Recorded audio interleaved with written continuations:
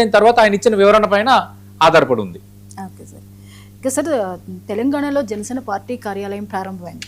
దీంతో అంచనాలు పెరిగాయి. జనసేన పూర్తిగా యాక్టివ్ మోడ్ లో తెలంగాణలో ఉంటుందా?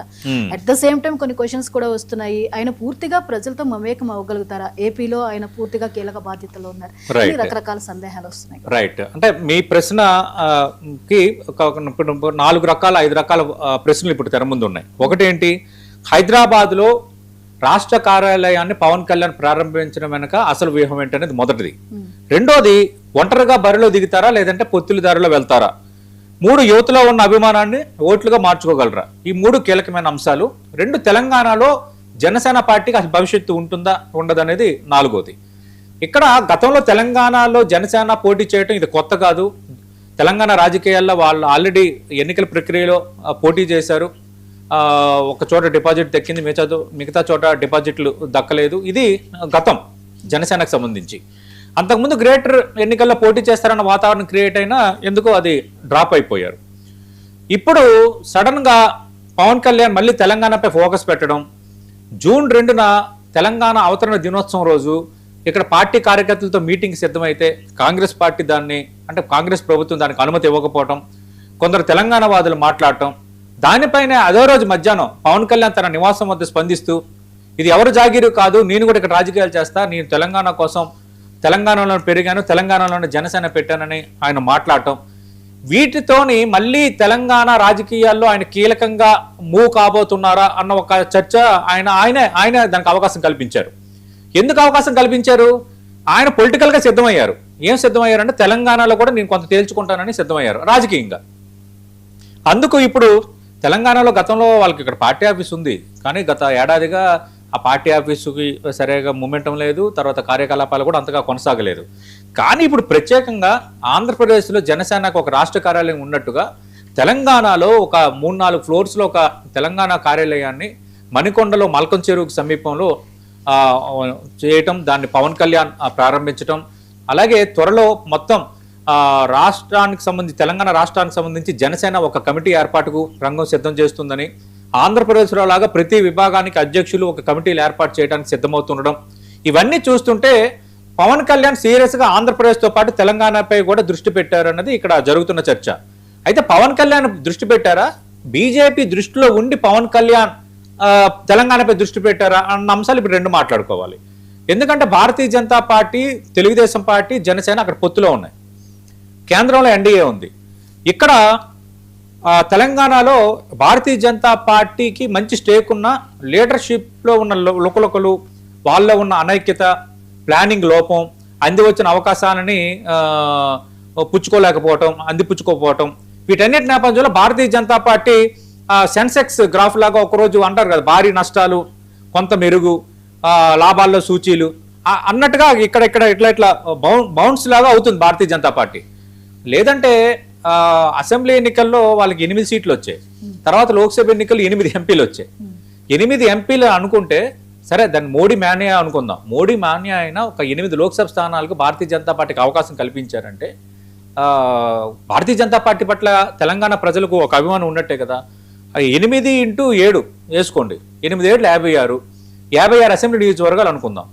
అక్కడ 56 అసెంబ్లీ నియోజకవర్గాలు ఓటర్లు ఇచ్చిన మ్యాండేటే కదా 8 ఎంపీ స్థానాలంటే. కనీసం 56 కాదు, అందులో ఒక 30 స్థానాలను గెలిచే వాతావరణం మళ్ళీ ఉందా అంటే ఎవరు కరెక్ట్గా సమాధానం చెప్పలేరు. భారతీయ జనతా పార్టీ మేమే ఆల్టర్నేటివ్ అని పదే చెప్తారు. మొన్న కేటీఆర్ ఏమో మాకు భారతీయ జనతా పార్టీతోనే పోటీ అంటారు.